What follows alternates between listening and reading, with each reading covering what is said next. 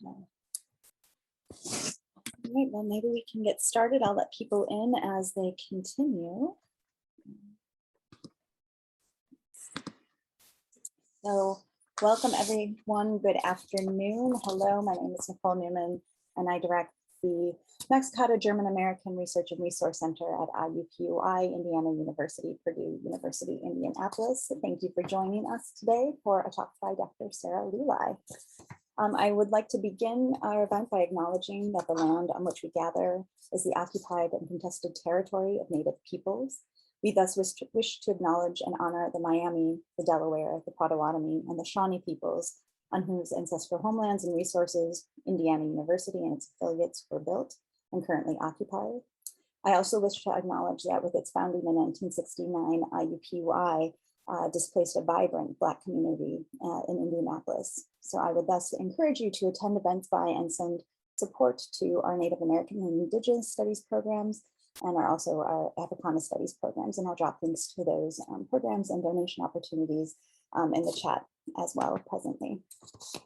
Before introducing our guest, Sara Luly, today, I want to take a moment to introduce the Max Kade Center to you all. We connect to the community, we give out quite a few student scholarships, and we host 3 to 5 events per academic year that touch on, in some way, German or German American culture. This year we're back, so to speak, and have a mix of in-person and online events. And we do hope that you'll continue to join us. Our last event for fall semester will be on December 1st, where Ellie Lawson, our graduate recipient of Max Kade Fellowship, will give a talk entitled German American Jews During the Holocaust. And you can find more information about that event and then our spring semester events on our website or on our Twitter or Facebook. And I'll drop links to those as well in a few minutes in the chat. I want to take a moment to clarify how the event will proceed today. I'll presently introduce our guest, again, Dr. Sara Luly, who will speak on her book project, and then after that we'll conclude with a Q&A. Feel free to put any questions or comments into the chat throughout the talk, and then afterwards, if you want to put your questions into the chat, or if you want to just send a note that you'd like to voice your question by unmuting yourself, that's perfectly all right. However, during the talk, we do ask that you remain muted, or that your microphone is turned off, so that we don't have outside interference. You should also know that the event is being recorded and will be posted to the Max Kade YouTube channel later this in about a week, so that if your camera is on, you will be part of that recording as well. Please be aware of that. So now to the main event. I am very, very pleased to introduce my friend and my ex-colleague, Dr. Sara Luly, who is Associate Professor of German and also the Director of the University Honors Program at Kansas State University. She is unabashedly engaged in 18th and 19th century literature, which you can see not only in her talk today, but in her myriad presentations and publications as well, a couple of which, for example, appear in the Germanic Review on Animal Magnetism and E.T.A. Hoffmann, and Seminar on Hauntings and Sophie Albrecht. And then, of course, I want to add that I also know Sara personally as a very incredibly generous person, as a teacher with her students, as a friend, as a colleague and a mentor. She is a gifted and incisive editor. She is uproariously funny. She's a Viking enthusiast, and she is a wonderful cat mom to a lovely little kitty named Rufus.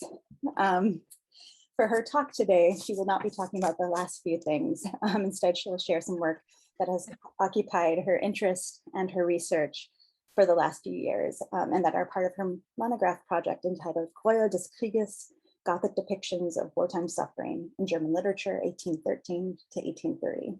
So please join me in welcoming Dr. Sara Luly for her talk entitled Haunted Minds, Haunted Homes, War and Memory in the Works of Carolina de la Motte Fouque. Thank you very much and welcome, Sara. Thank you so much, and thank you for the introduction. It's a high bar now, right? I don't have cat pictures. I don't know that I'm going to be funny, but I am super excited to be here. And so thank you, Dr. Neumann, for inviting me and for the introduction. Thank you to the Max Kade Institute. I've been following you and love all of the work that you've done, and it's just amazing the things that you've been able to to, have virtually. That's fabulous. And then also just want to thank everyone for showing up today. I know Fridays are hard, and we are right in the middle of a semester that if yours is anything like mine, it is hard. And so thank you for taking the time, and I'm very excited to be here and share my research. And so my presentation today has essentially two parts. I'm going to give some background and context for my work and kind of show how I arrived at this particular research area. And then the second, I'm going to look at more closely at two Gothic short stories by Caroline de la Fouque. Originally, I had 3, and then I was like, oh, no, we do not have enough time for 3. We are limiting this to 2. But I can also go into more detail if you have other questions. But we're going to look at the Abtrünnige and Der Ziplissenkranz. I have tried to prepare this for a general audience, so I do have my quotes in both German and in English. I've translated all the German my own, but if you have any questions or anything, you can feel free to throw them in the chat. I'm not a great multitasker, so I'll probably wait till the Q&A to figure that out, but I would love to answer any questions you have. So without further ado, what is Gothic literature? I thought we should probably start there.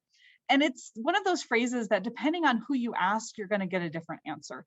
And so my definition, and kind of the working definition of some scholars in the field, is that Gothic literature is a literary mode, so it can be applied to a variety of different genres, that transgresses boundaries with which a culture understands reality. So boundaries between life and death, past and present, animal and human, and that this boundary crossing is done in order to create terror and fear. So this links up really well to October and Halloween, so I hope you're all thinking dark Gothic thoughts. And the idea too is that this terror and fear is going to be felt by the protagonists in the text, but the hope is that the reader themselves will also be afraid as they're reading and kind of get these chills, right? It uses the Gothic uses monsters, ghosts, haunted spaces to address cultural anxieties and fears. And so when we think of an example, for example, Mary Shelley's Frankenstein, we see that in the monster in Frankenstein, there is the kind of death-life division that is being transgressed. It's this thing that's alive, but it's made of dead body parts. In terms of like cultural anxieties and fears, you could talk about the fear of science, like science gone awry. Where are those boundaries between what science should and shouldn't do? And so Gothic becomes a way that a society can kind of get those fears out there in a safer space, because a Gothic monster can always be defeated, or a ghost can always be exorcised. And so it makes tangible and gives you a way to work through these things. When we talk about Gothic in general, people usually think of Anglo-American Gothic, like Mary Shelley. But German Gothic has a really rich tradition as well. In fact, Mary Shelley was reading E.T.A. Hoffmann before she sat down to write Frankenstein. So there's these interesting moments too of not collaboration necessarily, but influence between the German and the Anglo-American Gothic. So who are kind of the big names of German Gothic? Definitely E.T.A. Hoffmann. Friedrich Schiller did write a few pieces that could be categorized as Gothic. Caroline de la Fouque is lesser known, but very important to me, and was someone who was well read and very, her works were read widely, very prolific at the time. Benedict Naubert and more. It's also worth mentioning that Gothic is one of these few areas that women were allowed to publish in. And so we have some really rich texts from female authors at the time, and that was one of the ways that I became interested in Gothic. A little bit of historic orientation.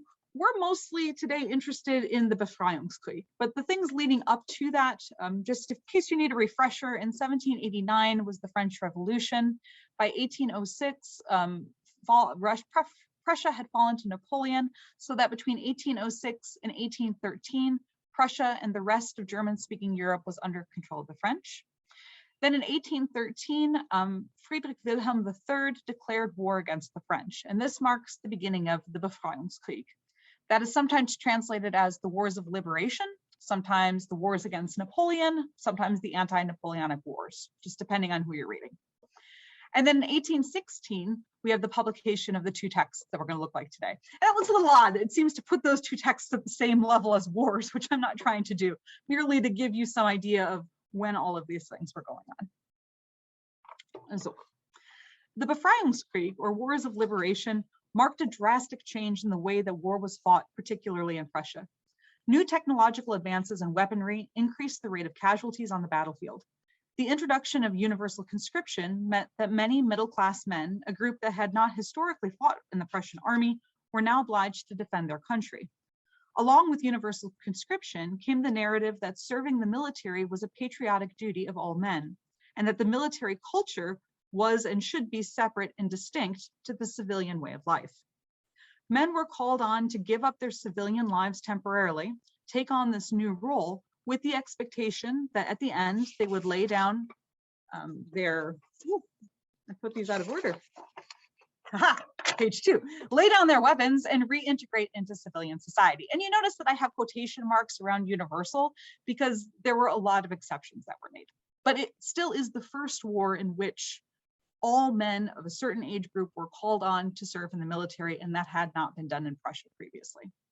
These changes to military culture and the way that European societies, including German-speaking countries, changed their understanding of war are outlined very well in a book called Total War from 2007 by David Bell. So if you're interested in that, I would really recommend his text.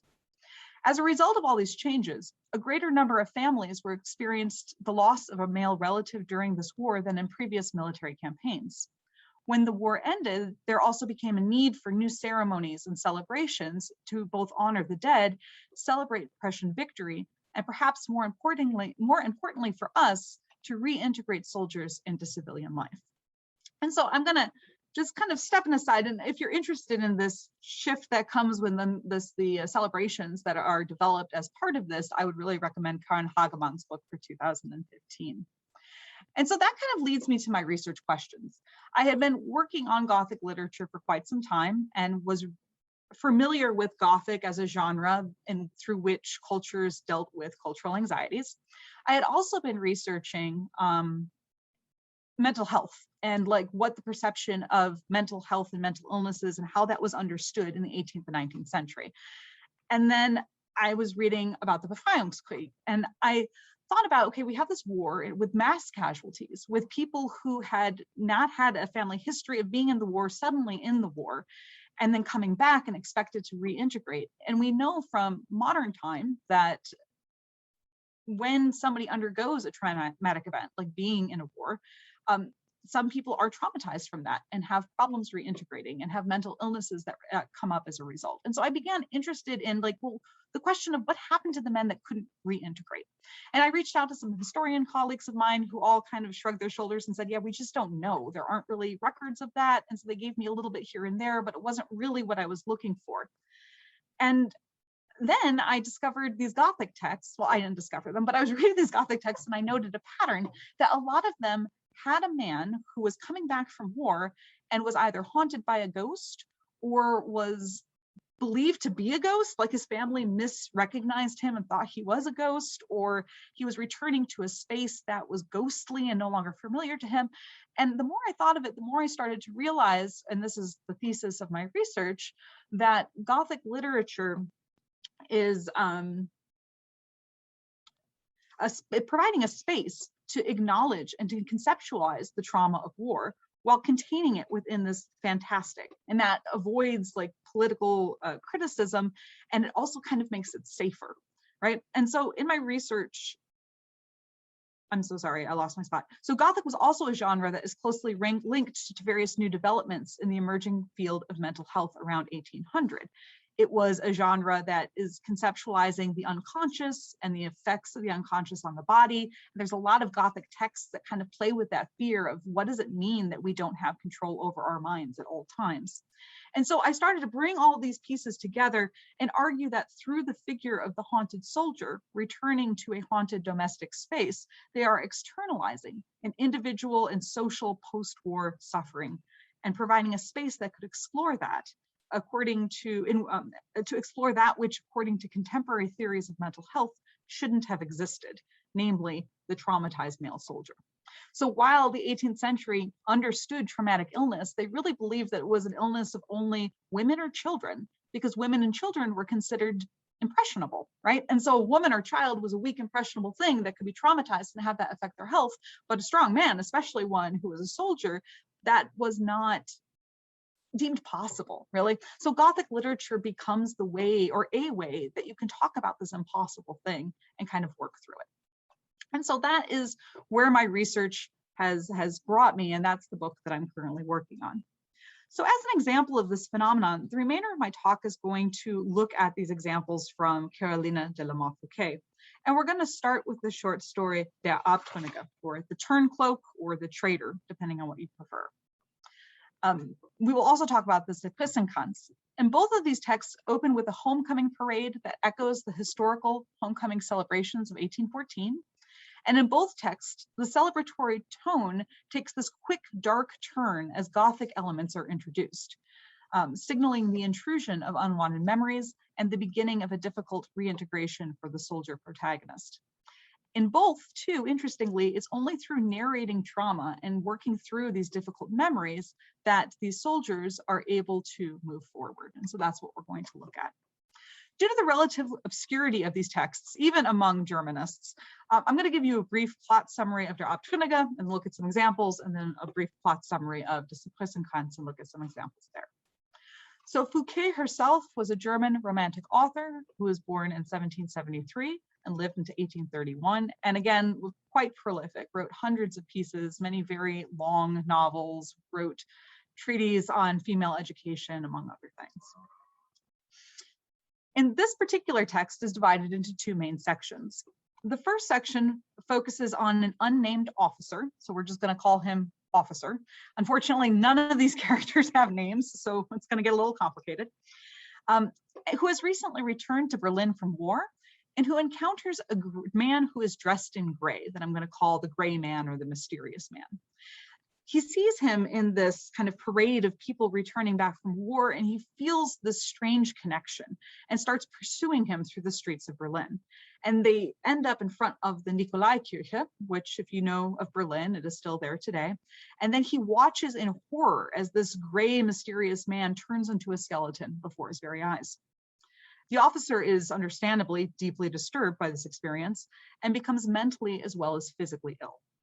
So he has a friend who is also his doctor, and this doctor friend tries to help him and initially doesn't have a lot of success, and the officer becomes increasingly apathetic, unresponsive, and draws in on himself. Finally, the doctor decides on a different approach and embarks on a narrative cure. He tells the officer the story of a man named Julius.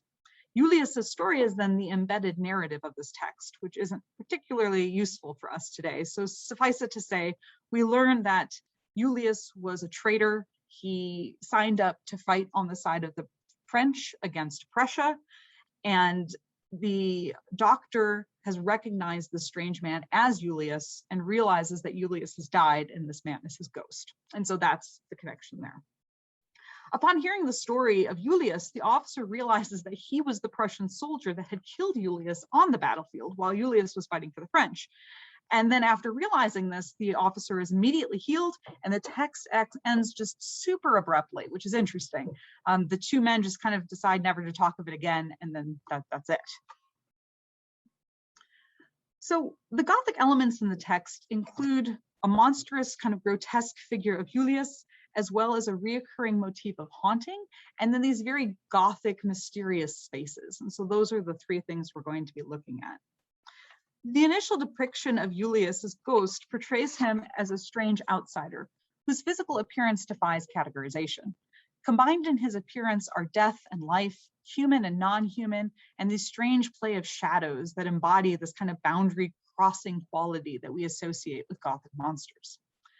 Der Offizier, so I have a quote here, der Offizier streifte hart an einem Mann von der auffälligsten Physiognomie, seine glühende schwarze Augen über eine fein gebogene Habsichtsnase dunkel aufflammend warfen sonderbare, bewegliche Schatten auf ein todbleiches Gesicht. Der geschlossene Mund suchte schmerzlich, als so dicht an eine Menge hinstreiche, und wunderbar genug scheint dieses ganz mühelos zu teilen. War hoch von einer gebietenden Haltung, trug weite, helle grau Pantalons und einen fahlen aschenfarben Mantelkragen, der, etwas von der linken Seite verschoben, auf der Brust ein feuerrotes Abzeichen sehen ließ, das der Offizier für ein Ordensband hielt. So already in this description, Julius is marked as a strange outsider. His dark eyes glow in an unnatural way, which creates shadow across his face and contrasts with his pale skin. Glowing eyes are often indicative of the supernatural or threatening power in Gothic texts, thereby heightening the sense of mystery. The man's body is marked paradoxically by indicators of illness and health. His movements, for example, are effortless despite the large crowd, giving him a kind of supernatural appearance. And this adverb wunderbar, miraculously, heightens this effect. And his inspiring stature would suggest health.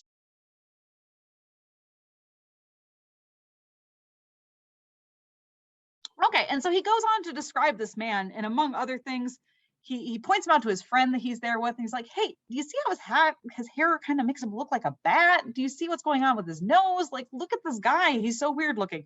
And the doctor just keeps kind of, saying, oh, don't pay attention, it's not important.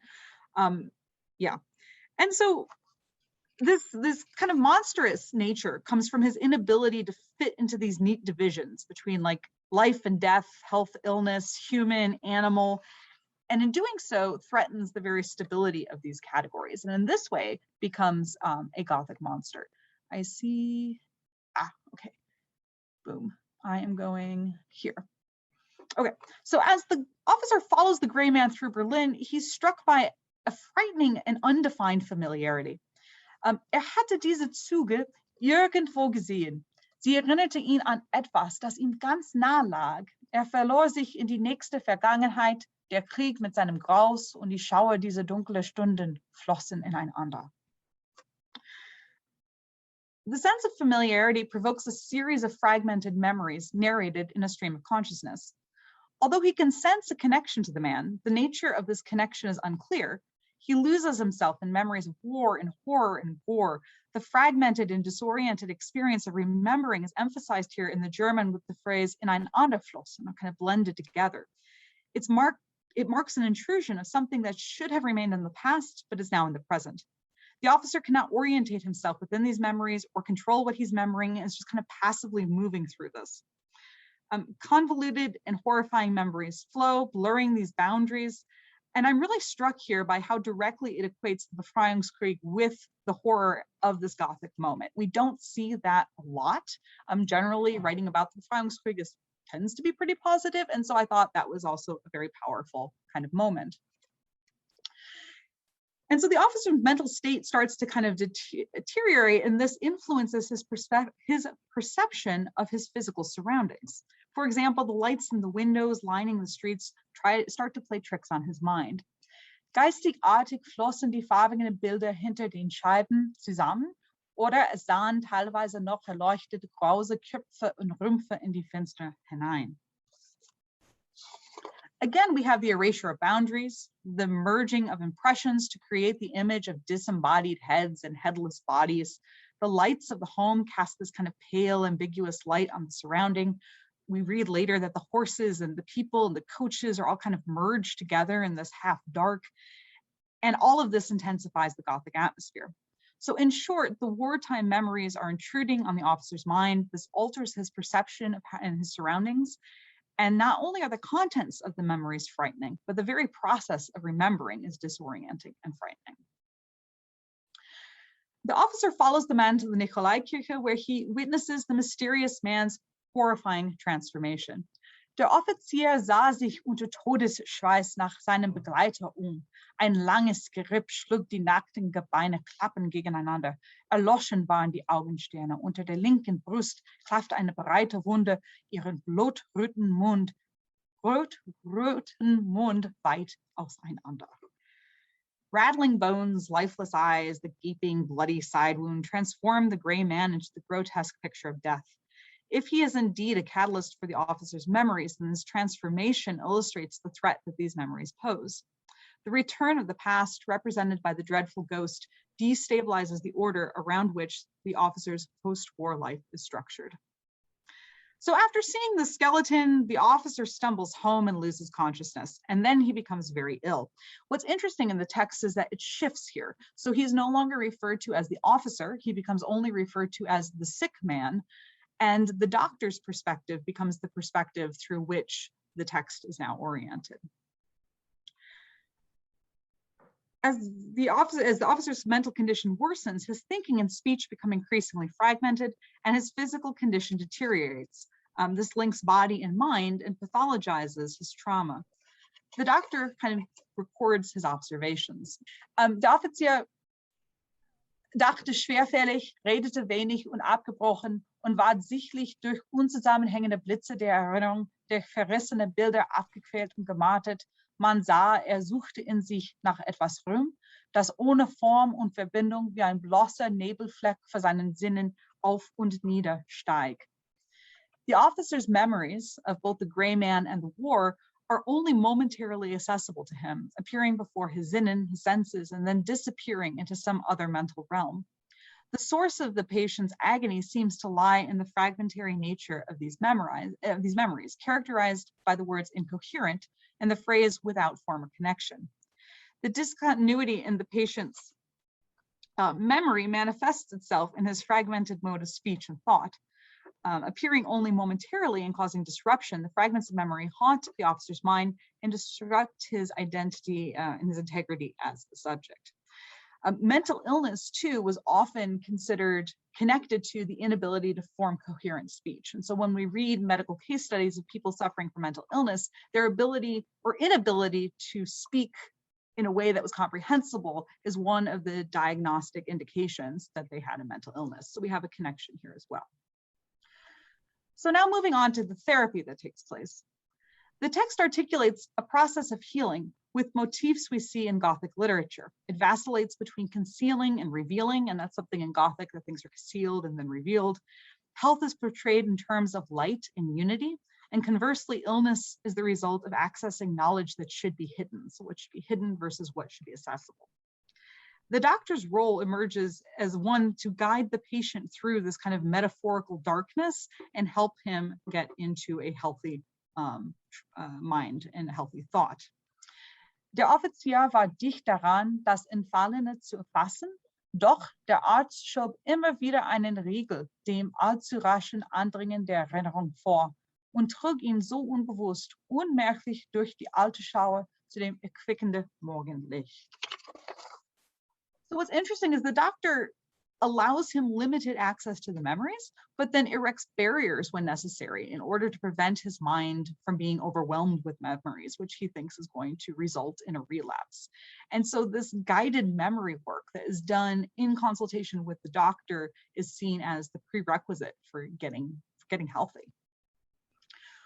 When he feels the officer is ready, the doctor tells him Julius's story, ending with the revelation that Julius was killed by a Prussian in the Battle of Laon. As an aside, we have no idea how the doctor knows this information, and the soldier just kind of accepts it without asking any follow-up questions. So to me, that signals that whether or not that is actually true becomes less important than the story and the need to believe that that is what happened, right? So the officer suddenly realizes why the gray man's familiar to him, namely that he was the one that killed Julius on the battlefield. So this is probably assuaging some guilt he might have thought about having killed a fellow brother in arms when he realizes that Julius was in fact a traitor.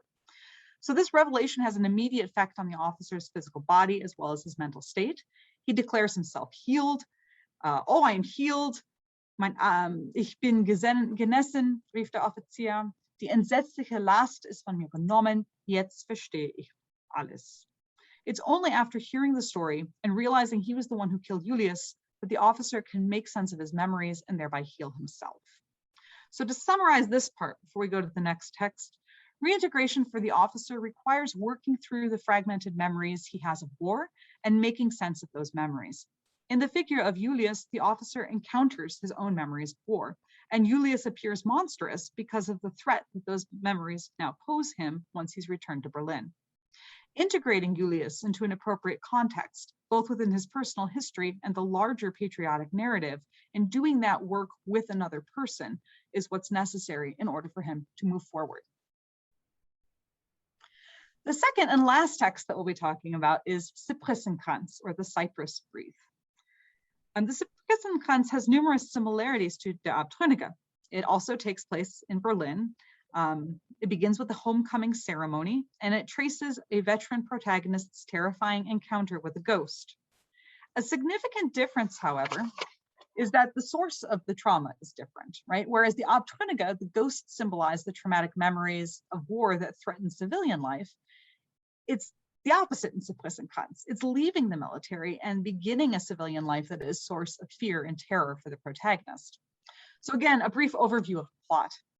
The story begins with a soldier. We have names this time, so it makes it a bit easier. His name is Wolf, and he returns to a German city that we think is Berlin with his regiment. And he kind of marches in with them through the tour in this kind of homecoming parade. While he's walking through the city gates, a young woman and child throw a cypress wreath towards him, which he catches on his lance. His fellow in arms, he calls him his comrade, warns him that this is a bad omen and he should throw it away, but Wolf isn't particularly bothered and keeps it. The regiment is then billeted, so they're given assignments with locals whose house they need to stay at, and then it's the responsibility of those locals to feed the soldiers while they're there. So the whole regiment is billeted in local housing, and Wolf is assigned to the butcher's house. When he arrives, the butcher acts terrified to see him, like drops everything and runs, and that was kind of odd. And then the butcher has a daughter named Louisa, and Louisa is also super disturbed to see Wolf. And so he doesn't really know what's going on. And then over the next 2 days, there's a ton of just strange and unsettling things that happen. There's a room that's full of familiar looking drawings of people that he thinks he knows, which makes no sense. This isn't his hometown. There's traces of his handwriting all over in places it shouldn't be, that he knows he has not been. He didn't know what to make of that. And then finally, there's this ghost that comes and visits him, right? And it comes every night, and that is very strange and upsetting. So by the third night, Wolf is very distressed. He decides that he's going to confide in his friends, his friends in the military, and after talking to them, decides he's going to face the ghost. So that night, instead of burying his head in the blanket, he follows the ghost, who leads him outside through a garden and to a basement where Wolf discovers evidence of his dead brother. His brother's name is Andres. And so then the text, everything kind of unfolds very, very quickly, like a murder mystery. He confronts the butcher, and the butcher admits that he was the one who killed his brother and then drops dead. And then Wolf, for unknown reasons, becomes very sick and dies a couple days later. And then the text ends with this funeral procession of the men in his regiment taking Wolf's body to be buried next to his brother's body. So a parallel here with the homecoming celebration in the beginning. And then the daughter of the butcher places the cypress wreath between these two graves. And then the text, of course, mentions that she lives out the rest of her life alone. So there we have that.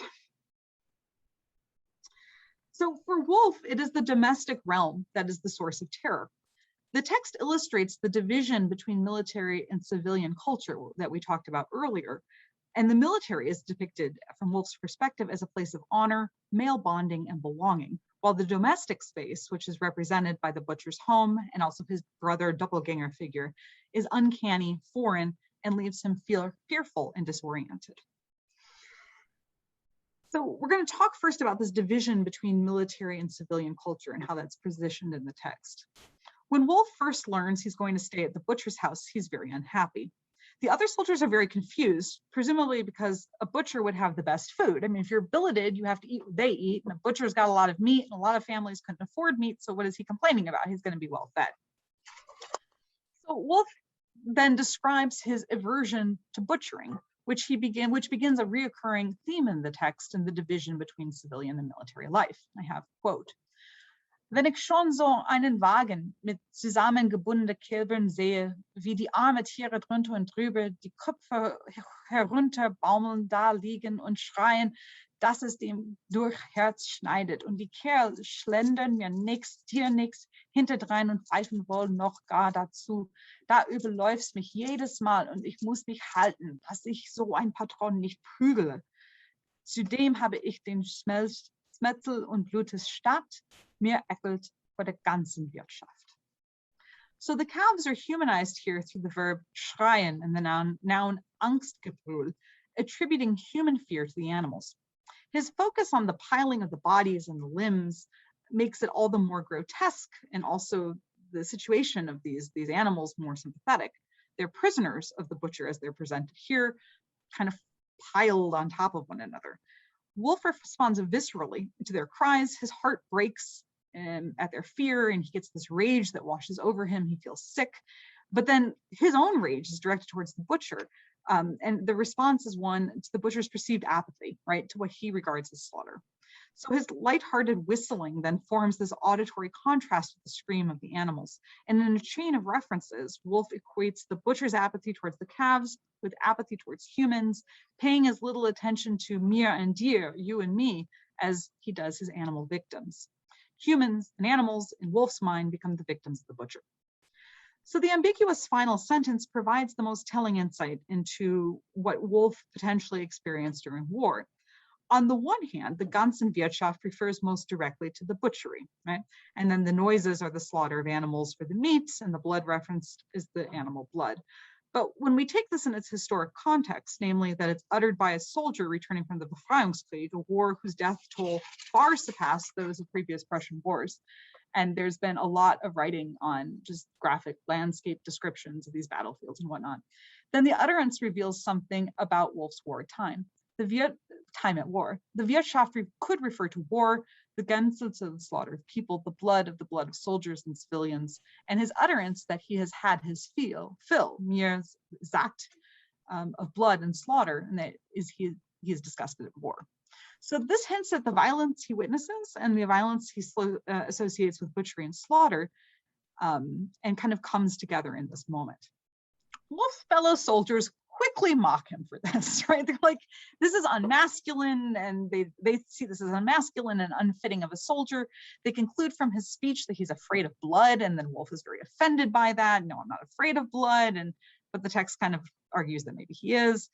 And so they tease him quite a bit, and he turns a little bit defensive, and he tries to rationalize his fear, arguing that there are differences between being a soldier and being a butcher, and basing this on patriotic narrative. Sprech nicht dummes Zeug, schreie ärgerlich dazwischen. Wo man seinem Mann steht und obendrein noch etwas anderes will, mit der flachen Hand gegen den eisernen Kreuz schlagen, da sieht man eben nicht rechts noch links, aber bei nüchternem Mute, na ja, ich leuge es nicht, mir zieht die Brust zusammen, so oft ich unversehens an eine Schlagbank vorbeikomme und sehe dann das blüchtige Beil und höre das Angstgebrüll. Drum wollte ich käme anders im Quartier. So this was a very difficult passage for me to translate, and I'm not sure I quite encompassed it, but it feels to me that Woolf views their mockery as an inability to understand what he sees as a crucial distinction between soldiering and slaughter, between violence in the military and violence in the civilian context. The image of battle that Woolf presents is one of battle of brothers in arms supporting one another, motivated by a love of country. The patriotic narrative is signified by his gesture to the Iron Cross, a medal awarded for distinguished service and open to all rank of soldiers. Slaughter, however, is something different, or at least, yeah. So for Woolf, the solitary butchering of a defenseless animal and the violence committed on the battlefield needs to be different, and that's why the butchering can bother him and the war doesn't. At the same time, his repeated instance that these things are separate seems to suggest that at some level, maybe he thinks that they aren't. And so this tension is really left unresolved throughout the entire text. Now we're going to switch gears a little bit. He has this encounter, he's mocked by his colleagues and friends, and then he goes to the butcher's house and gets settled in. And when Woolf first settles into his cramped room in the butcher's house, he is taken by the beautiful view of the garden that his window affords. Looking out on this nighttime garden landscape, which is reminiscent of a Caspar David Friedrich painting, his thoughts drift towards family and the memories of his brother, with whom he has lost contact. And so I have this image here. This is also a Landschaft of night Landschaft from Caspar David Friedrich, who was very popular in the Romantic era. And so it's this kind of moment where he's looking at this beautiful kind of eerie landscape and thinking fondly of home.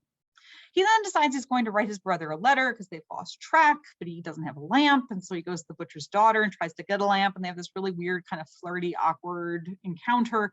And then he goes back and sits down at the desk and starts kind of absent-mindedly writing on the desk. So ganz benommen und in dumpfen Gedanken verloren grub und schnitt mit einem Messerchen, ohne es zu wissen und zu wollen, hatte Luisas Name in den zerkratzte, zerhackte Tischplatte gegraben. Erschrak fast und sogar hastig mit dem Messer kreuzend darüber hin. Wie nun dabei bewusst und genau vor sich sah, fiel ihm derselbe Name mit seinen eigenen Schriftzüge von verschiedenen Ecken des Tisches herüber ganz deutlich in den Augen. Wolf rieb sich in die Stirne und starrte vergleichend das wohlbekannte, mühsam eingelernte große L und die anderen Buchstaben an. Bin ich behext, rief er. In retrospect, the reader realizes that the handwriting Wolf is mistaking at this moment for his own is probably that of his brother's, and that his brother was probably the previous inhabitant of the room. At this moment, however, from Wolf's perspective, this is a moment of alienation from himself.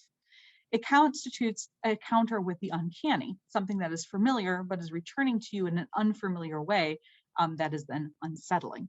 And the uncanny is a staple of Gothic fiction. Wolf searches for an explanation that can account for his autosomatic writing, as well as the mysterious appearance of his own handwriting on the other side of the table. The only explanation he gives is through the rhetorical question, bin ich behext, drawing on a much older explanation for strange behaviors, namely witchcraft. The text leaves in tension the supernatural ideas of possession and this behext that are common to Gothic literature, as well as the more modern psychological understanding of the hidden unconsciousness, which would explain how someone could write something without realizing that they did it. So while he's spending time in this room and these things are happening, his mental state deteriorates, and a sense of Unheimlichkeit begins to spread to other objects in the room. Die Borsten an den Wänden, die abgefallene, zerkratzte Stelle über dem Bett, dazwischen die schwarzen, verzerrten, mit Kohl abgerissene Gesichter, die ganze unheimliche Verirrung des sichtlichen, unbewohnten Zimmers sah in der ungewissen, dürftige Beleuchtung höchst abscheulich und graulich aus. Wolf schien es sogar, als wäre ihm die Gesichter bekannt. Er schauderte unwillkürlich zusammen und löschte hastig das Licht aus, alle Gedankensprücherei zu entgehen. Decay and death surrounds him in the form of these dried bristles of the cypress wreath and the decaying walls. Wolf's fragmented mental state is depicted in the description of the room through the distorted and disembodied faces. Far from clarifying the images and reducing their terrifying appearance, the dim light of the candle heightens the horrific effect. The faces of the walls exemplify uncanniness because they're both horrific but also familiar.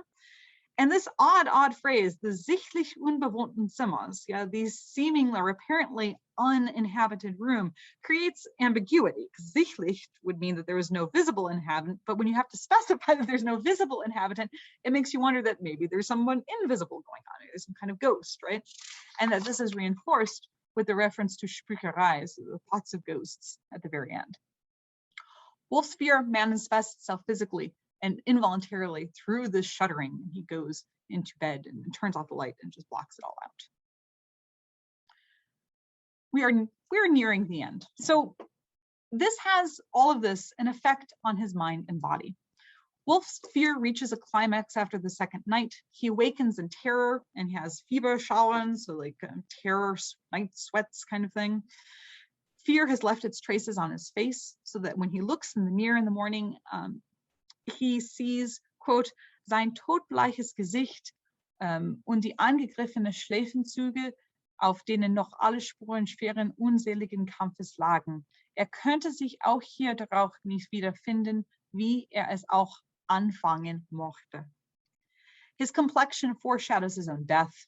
The bed has impressed itself on its skin, a physical testament to its fear, and another way in which this room is like moving and shaping his body.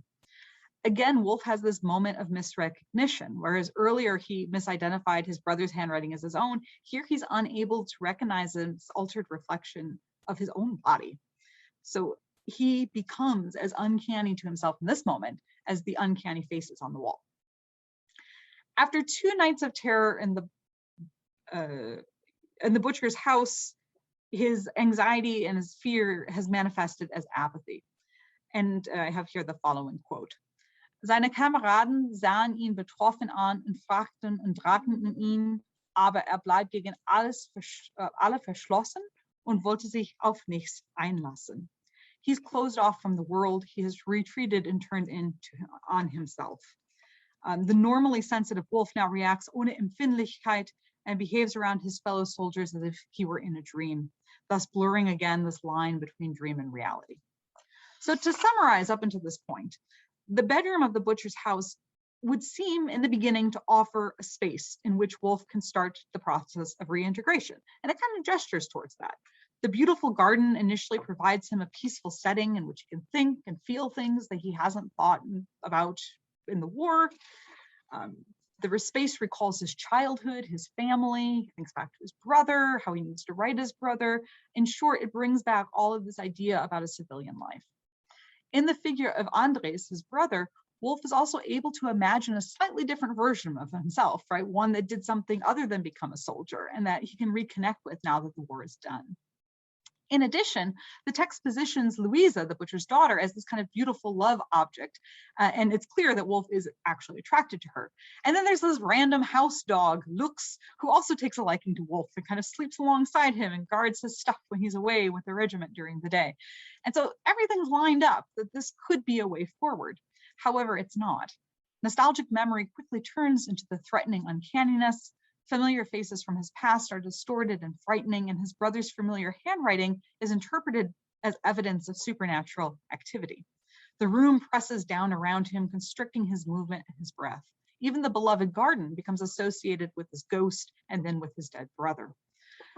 Far from integrating him into the post-civilian life, his time at the butcher's house constructs domesticity as something that is demonic and threatening, causing him all the more urgently to seek out the military sphere. Wolf finally reaches a point where he can go no further and decides to confide in his military friends. Nein, sagte in sich zusammengerafft, ich will länger diese Grille nicht mit mir herumtragen, die mich so verschlossen und im Herzen vergraben zu Tode quälen. Nun, rief der andere, so those are just his friends who were there, nun, her damit, und frisch von den Leber weggesprochen, was hast du denn? Lach nicht, sagte Wolf, ernst in Traum ist's, der mich und dich und alle toll machen könnte. His fear is depicted as a physical weight that he carries inside his internal organs, both the heart and then the liver. 9 is a rejection of the apathy, the isolation that is being caused by this fear. In articulating his fear, he opens himself up emotionally and removes the harmful threat to his physical health. In a similar way to the Abtrünnige, the Zerprissenkranz depicts an act of narration as the key to making sense of frightening memories. He calls on his listeners to identify with the situation, emphasizing that they too would have been driven to madness had they experienced what he did. By giving voice to his fear, Wolf immediately feels better. Doch Wolf war es leicht, da der Angst Worte gegeben und sie so rundheraus vom Herzen weggesprochen hatte. Sharing the story of what he experienced is part of the Zurückrufen, the recalling that he did not want to do earlier in the text. And it proves a more useful coping mechanism that suppressing his fears had earlier. Fear and trauma are exasperated by silence in the text, and narration enables Wolf to resume an active posture against his fears. This has an immediate transformative effect, likening his fear in the room with the fear he used to feel during battle. He becomes suddenly convinced that God will watch over him now like he has done before. This is my final quote. Der liebe Gott wird mir wohl helfen. Hatte kaum die einfachen Worte ausgesprochen, als es ihm mit großer Rührung einfiel, wie sichtbar nahe ihm Gott im Kriege gewesen sei und wie in Not und Gefahr ein kurzes, stilles Gebet das bange Herz gestillt, die fahrigen Sinne gesammelt habe. This brief prayer is an active performative speech. Once uttered, it fills him with courage, leaving the void that was left when he expressed his fears earlier. The prayer provides a central stabilizing point around which his senses and emotions can gather. In addition, the association of fear with war illustrates the threat he believed the ghost posed to his physical and mental well-being. Although this approach helps him overcome his fear and reveals the mystery in the text, it also contributes to his death. Wolf is only able to approach this problem through the lens of a soldier. Never able to completely separate himself from the military, he will ultimately be unable to reintegrate into post-war life. So in conclusion, the homecoming celebrations at the beginning of both Der Abtrünnige and Der Zerprissenkranz employ the rhetoric of a unified Prussian nation, Using patriotic symbols such as the Prussian flag waving over Berlin, women and children throwing flowers in welcome, these scenes symbolically promise reintegration to all returning soldiers.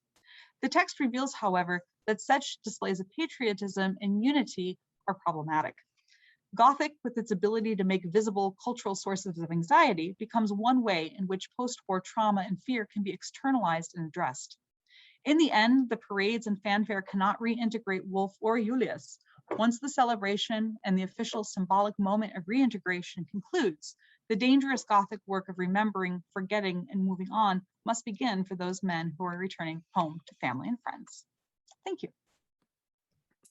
Oh, thank you so very much, Sarah. That was wonderful. And I know we have some questions already in the chat, so I will refer to that first. But again, let me encourage all of you to either put your question into the chat, or if you prefer to voice it, just write a note to me in the chat so that we can give that to Sarah. And if not, I have a lot of questions myself from that wonderful, very engaging talk. So first, Michael asks if you've looked into the Gothic in France in the 1800s or literature on der Heimkehr aus dem Krieg after the 20th century wars. Yeah, thank you. That is a great question. And it was part reading about the Heimkehr aus dem Krieg in the 20th century that got me so interested in this topic, right? Because there is a ton of literature about horror film after the the First and Second World War, and horror literature during that time period. And most of the intersection of post-war trauma and horror is focused in that, right? And so part of what I want this project to do is kind of in the German context to look back towards that and to show kind of a longer history of that having occurred. As far as France in the 1800s, my knowledge of French Gothic is probably not what it should be, to be perfectly honest. I've read a little bit about it, a lot of secondary literature about it, but if there's like a particular text that you have or you would recommend, I would appreciate that. Great, thank you. And again, anybody that wants to pop in, please do put those into the chat. Otherwise, I have a few questions that I will go ahead and charge forward with. And Sarah, if there's anything that you want to elaborate on at any point, please do let us know. Oh, we've got one from Elena who asks, were there biographical, not biological, biographical references that these stories drew from? If post-war trauma was not really focused on in larger culture, what drew de la Motte Fouque to write about that? That is a fabulous question.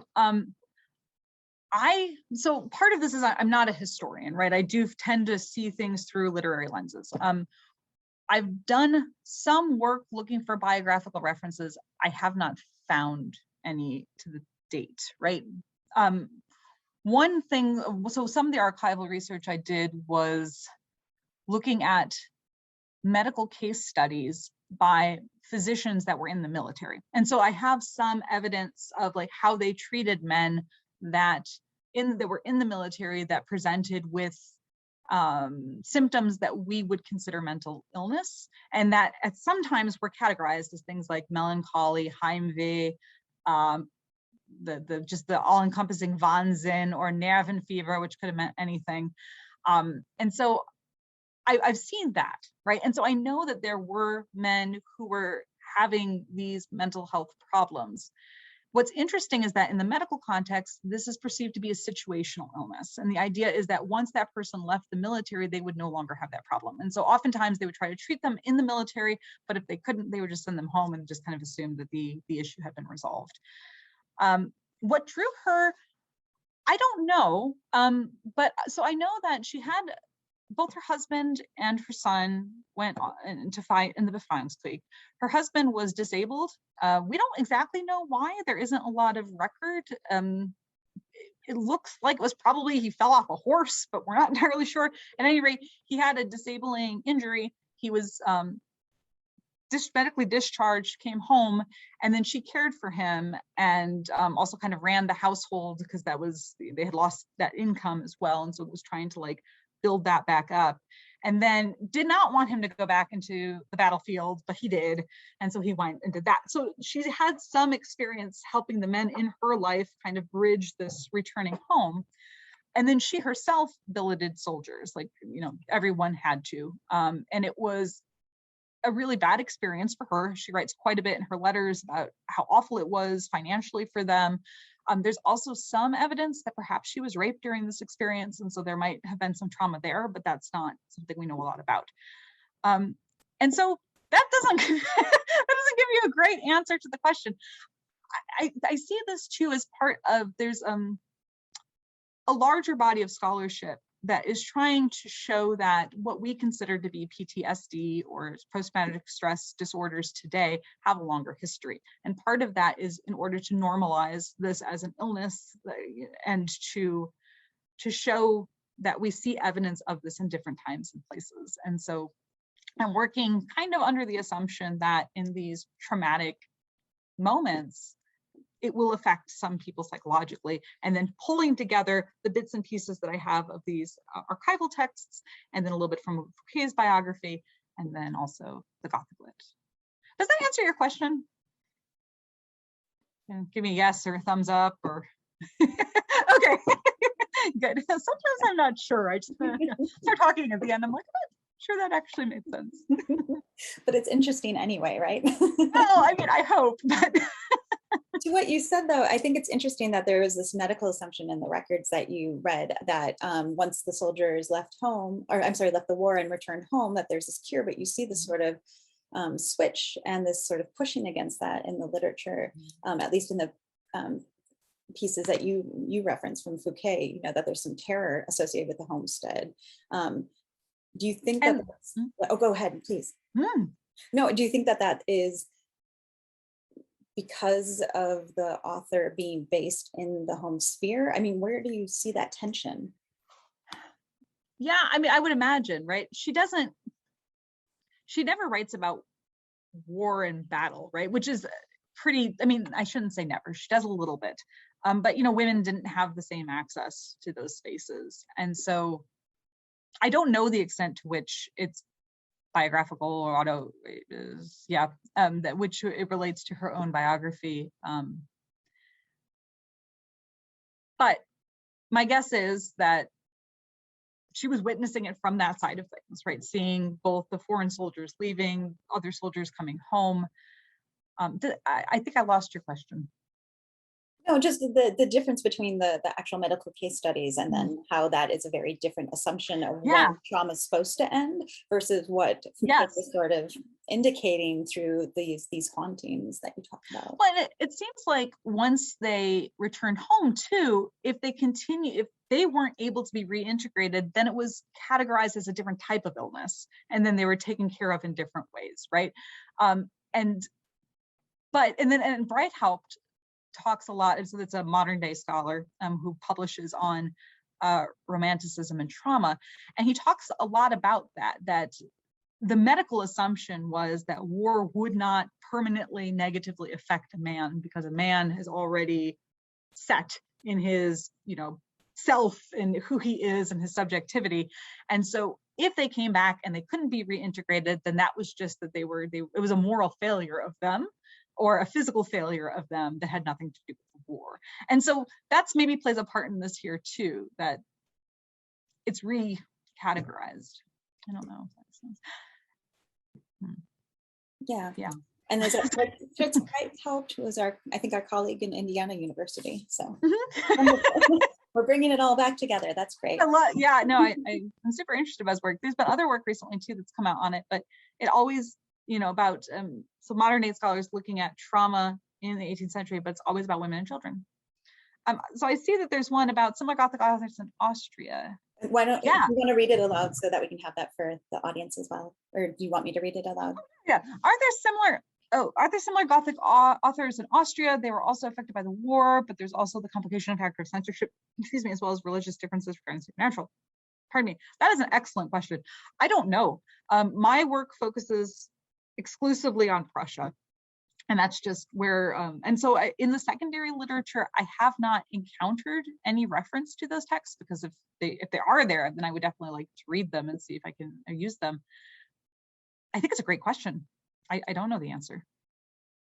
Rose, if you have some ideas, please put those in the chat. Oh, yes, please. We can refer to them later. And I just want to take another moment to encourage anyone that has a question to either put it into the chat or to voice, let us know that you'd like to voice your question. You're very welcome to.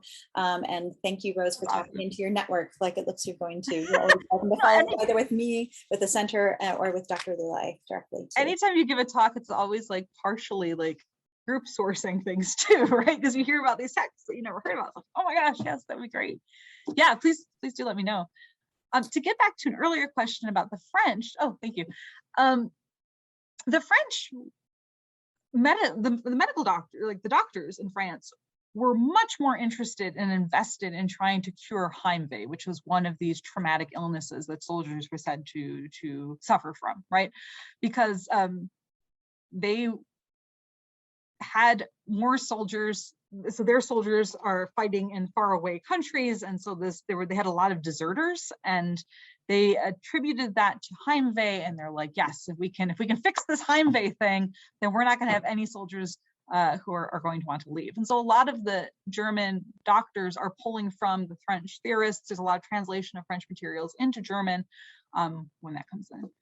So we have another question. Oh, I am so sorry. Oh, no, that's okay. No, I just, in case we don't have a fully German fluent audience, just wanted to add that. And then we have a question from Michael who says, I'm wondering whether Bruno Bettelheim, who writes about fairy tales and how they deal with explaining trauma to children, has written about the trauma of the returning soldier. Excuse me. That's okay. Yeah. I mean, familiar with Bruno Bettelheim's work on fairy tales. I had never thought to look to him for soldiers. Nothing has come up in my research. He also tends to take a pretty Freudian approach, was my memory. And which is, I'm sorry, I'm thinking out loud. The answer is, I don't think he has. I could be wrong. Yeah.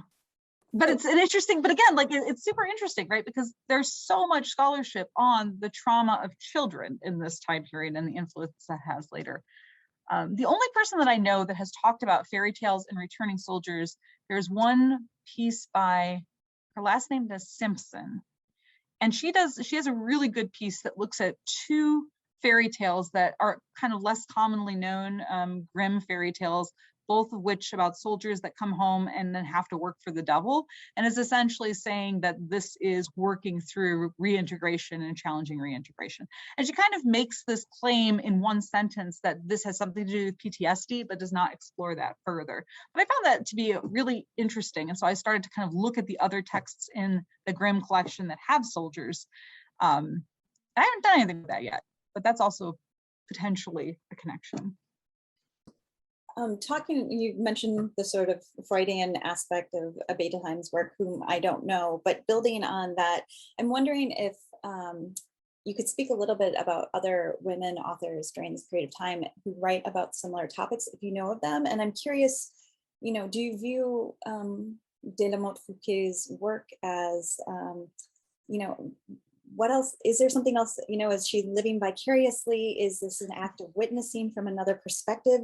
Is maybe she an early proponent of the talking cure? Because it seems like some of that is coming through as well. So I'm wondering if you could talk about that a little bit, and then we have another couple questions that we can get to after that. Yeah, and so the talking cure, that I was actually in the original version of this, which was like 3 hours long, and so I cut it out. But yes, I mean, she was somebody who was interested in contemporary theories of mental health. And we have people like Schubert, who are working, Gottfried Schubert, I think is his first name, who are working with animal magnetism and the unconscious and experimentation there. And we have like a whole group of medical doctors who are working with cures that are based in talk therapy, essentially, that they're putting this person in an altered state and then letting them tell the story of their disease and finding that that has a very beneficial impact. And so she was interested in that, and that makes its way into a lot of her literature. She was interested in Gothic. She was part of a circle of writers and thinkers who were discussing these things. And then she also had this experience of being in Berlin during the war and then having family members who were affected and herself being affected as well. As far as other women, there are a few texts. Fouque writes one of them about was this obsession with or interest in cross-dressing soldiers, so women who would put on men's clothing and go fight against Napoleon. And so she has a novel that is along those same lines. Teresa Huber has one as well. We have a few women writing in this time who come out with rejections of war and kind of create alternative female spaces to war in their work.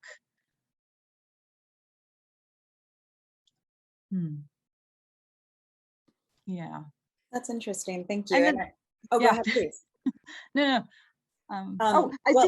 Yeah, there's a couple more. So Giles, and at some point, I'd love the titles if you want to share those with me. I can also share those out with others who talk about the cross-dressing aspect. I'm interested in. Yeah, absolutely. And there's some great work on that too. Yeah.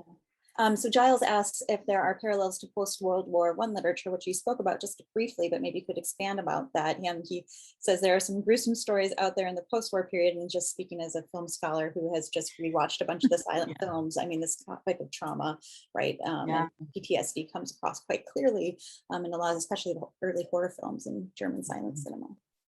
Absolutely. And then the silent cinema, like the Cabinet of Dr. Caligari and like that type of era of film is also working with the Gothic literature, right? So there's this line that we can kind of follow from Gothic literature that goes through to film, into horror film, and then modern horror texts as well.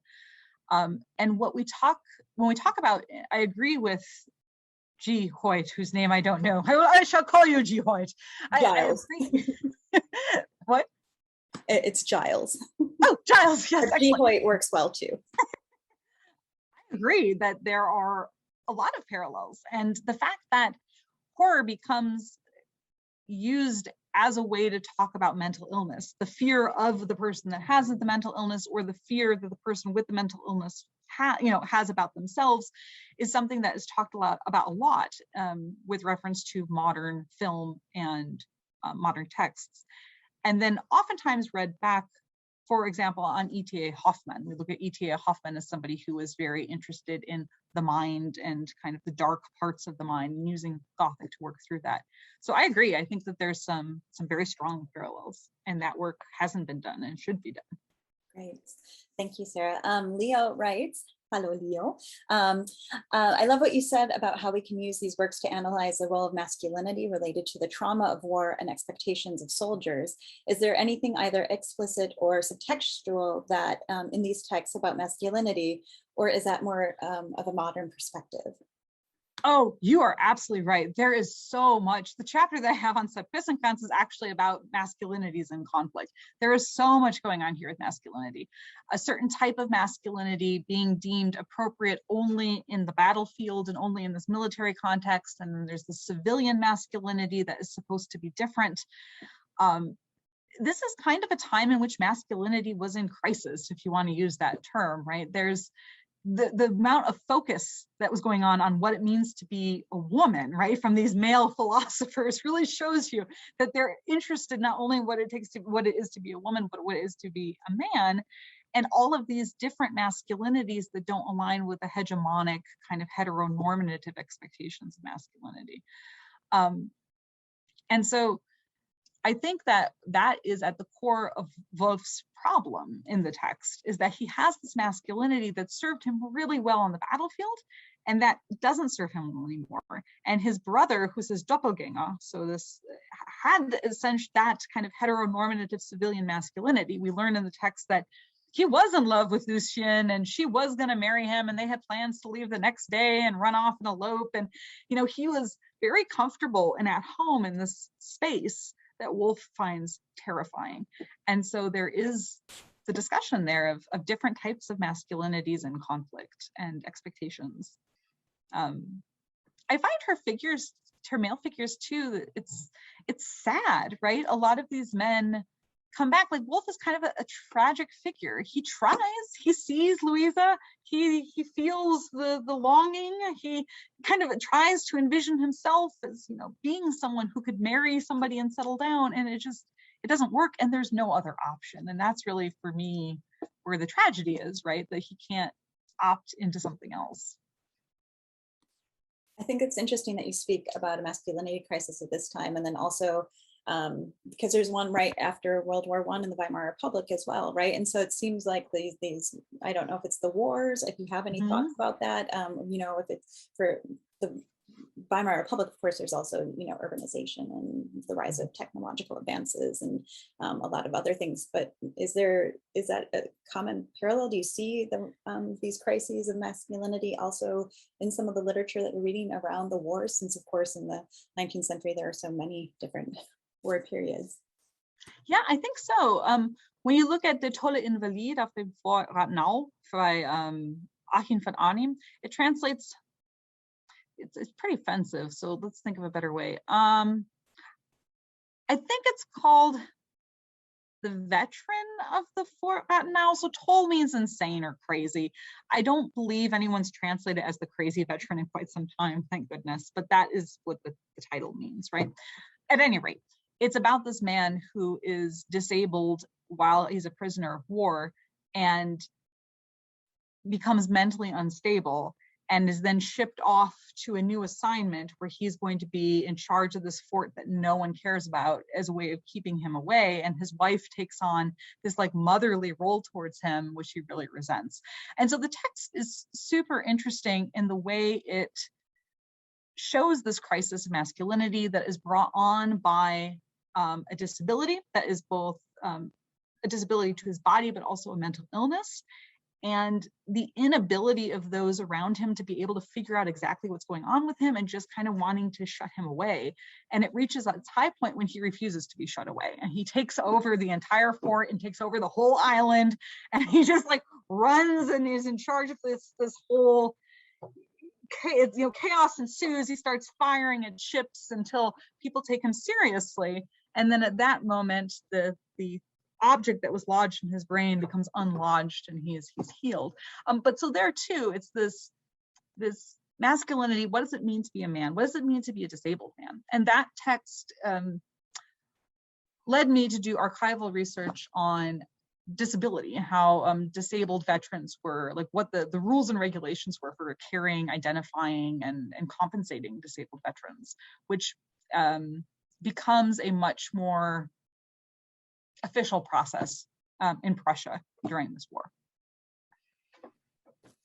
We've got maybe 15 minutes left. I just want to encourage others to please put their voices out there. We have heard way too much of me and not enough of Sarah and of you all. So again, please feel free to put the questions in the chat or to let us know that you want to voice your question. You're very welcome to do that. Until we see something else pop up in the chat though. I wanted to come back a little bit to the doubling of the brother and of Wolf, and see if that is a way to allow a differentiation between butchering and the war, which then sort of allows cowardice to be attributed to the dead brother. I mean, does that mean that it's something to be, conquered or killed? Like, does that make sense? That's an interesting thought, right? Because it always has like struggle, like, why did he not get drafted? Where was he during this war, right? And yeah, I hadn't thought about that. Because there is this, there's this differentiation between the war and the butchering, and one is okay and the other is not. And there's this sort of doubling of violent acts within the text, then what is this doubling of this other person who is ostensibly, genetically, of course, a doubling of Wolf to some degree, but also maybe a sort of stand-in for a different type of Wolf person. And he was also working as an apprentice to the butcher. And so he is clearly okay with certain things that Wolf is also not okay with. I have to think about that. Totally okay. We have another question from Giles, or G. Hoyt, as he shall now be known. Gothic is the new interest, for example, in games. There is War Gothic, for example, Stefan Handke's collection of essays. Hot topic, apparently, and very interesting. I don't know if you want to respond to that, Sarah. I love it. Yeah, I agreed, right? Like in terms of like German Gothic, I think it became popular as a way to because so many women were writing Gothic. And so when we, like in the 90s and the early 2000s, when you have people that are really looking for new female authored texts, and a lot of them are Gothic, and because it has this connection to psychology and trauma. But yeah, in terms of like everyday culture, you see it everywhere. And I love it. And I get to teach a Gothic class here every once in a while.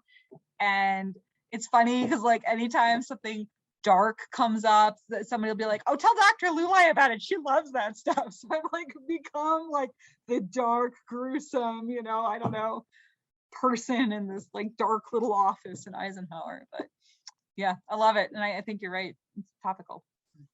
A bit off topic, but are there any hints of a connection between military service and mental illness and the reception of Kleist in his works? Yeah. So military service, absolutely. Mental illness, probably. It has not been on my radar because he doesn't tend to work much in Gothic. But oh gosh, what is that one? Oh, not Hermannschlacht, the other one. Prince Friedrich von Hamburg. Yeah, so in Prince Friedrich von Hamburg, it starts with this scene in which Kleist is sleepwalking. Or not Kleist, Friedrich of Hamburg is sleepwalking, right? And sleepwalking was one of these illnesses that was attributed to women and was believed to be a mental illness. And so in like the opening scene, it's also very Gothic. This is kind of opening scene, right? So he's opening scene, he is identified as somebody who has this unmasculine sensibility, who has this illness that is typically associated with women. And then they play this trick on him and kind of implant this seed that then causes him to do things later on that he otherwise wouldn't have done. And so the whole text, among other things, right, is about masculinity and mental health, and the question of accountability, to what extent are we accountable for our actions, even if in this situation in which thoughts were kind of implanted, if you use this 18th century theory, in the mind of him, and then how does he have to account for that? As far as the reception, I don't know. Michael, go ahead. Well, Michael asked, how explicitly are the butcher's motivations for his act explained? Okay, so at first I said not at all. Actually, there's this like the last two, it's a good murder mystery. In the last 2 pages, everything's kind of tied up. And we find out, we did not know up until that point, but the butcher never really liked Andres, and then one day invited him to a game of chance, so like pool or something, not pool, like poker or something similar, 18th century equivalent. And the butcher loses a lot of money to Andres, to the brother. And so that's the night that Andres goes up to Louise's room, is like, hey, I got the money, we should leave tomorrow and get married. And then that night the butcher kills him. So presumably he's killing him to get back his money. But there's also kind of a hint that maybe he didn't like him all that much to begin with. And it's not clear either if he killed him or if he hired someone to kill him, because there's this other like conversation that Wolf overhears between him and some other person. And so that's, yeah, not clear. We have a laudatory remark from Ellie who says, thanks for presenting your work. It's very interesting. And I will add my kudos to you for that. But before we let you go, I have one more question, and we have time for 1 or 2 definitely from the audience if you want to add on. In thinking about Der Abtrünnige, I have maybe 2 questions. One is, how is the officer or the sick man, depending where we are in the narrative, perceived by society and others within the text? Because I think you spoke a lot about his own experience and then how the doctor, but I'm wondering if there is also some commentary or exchange between society at large. And then also if Julius was in, I'm sorry, in Der Abtrünnige, right? Yep, okay, that's making sure yep. My notes are right. If that allows for valor to come out of illness by killing the Julius figure in the text, but that's what one of those, that you can kind of compensate for that if you have done a noble deed, and then it makes it okay that you were sick, so to speak. Yes. first part of that. Oh, there are no other characters in the frame narrative. It is just the officer and his doctor friend. And that's it. And that in the embedded narrative, then we have Julius and Julius's family, and the doctor knows Julius and blah, blah, blah. But no, we have no other point of reference to learn anything about the officer other than with the officer, like the focalizations are his perspective, and then the doctor kind of thinking through him. And then the second part, yeah, I think that valor plays a big role. And I wonder, like, both in kind of, because he's now, you know, yes, because of the masculine valor, then counteracting whatever illness he might have had that was unmasculine in this context, right? And the guilt, right? Getting rid of this kind of guilt, feeling better about this action. Again, the ending, you read it and you're like, really, y'all are just gonna go with this? Like, there's nothing to indicate that Julius has been forgiven. There's nothing to, in fact, like we just lose him as like a skeleton, and his family is walking away from him, shutting the door in his face, right? There's really nothing, but it's some power of that narrative to believe that that's okay, that's the case, that you are okay, and you are valorous Prussian soldier because you did the right thing, and he's okay because he's forgiven, and I will never speak of it again. Good.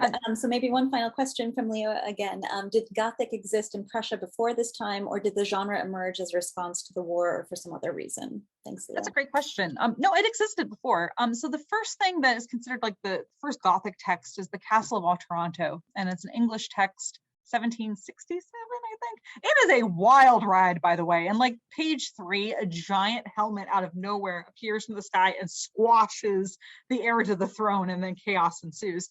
And so we have that. And then that kicks off a bunch of Gothic. And we see Gothic, like Schiller has Die Räuber, which I think predates the war. I'm not great on publication dates. And he also has Der Geisterseher, which is also close. And then we have Gothic fairy tales before that are before the war. So there's this kind of, the fairy tale genre merges with kind of the Gothic mode, and we have a fair number of texts that kind of weave these in and out. And then there's, you know, before Gothic was a thing, there's other types of literature that are kind of experimenting with fear and horror in other ways. But I think that there was something about the war that, and to answer your question differently, maybe Gothic definitely saw an uptick as a result of the French Revolution, right? Because that's a moment where the world feels topsy-turvy. Everything we knew to be the case isn't anymore. You know, people are rising up against kings. It's chaos, you know. And so the Gothic kind of speaks to people in this moment. And then you also have like the Enlightenment and technology gone awry. And there's just time, like we always think of, you know, this time period is I don't know, being, well, I don't think of it as boring or consistent or old, but it was at the time, people kind of thought it might be the end times. There was a lot going on. Yeah. Well, thank you so much, Sarah, for your Thank you so wonderful much for having me. Presentation. Let us all give Sarah a hand, either virtual or otherwise, but thank you so much for Oh, thank you so much. And thank you for being such a great and engaged audience. It was so much fun to talk to you today.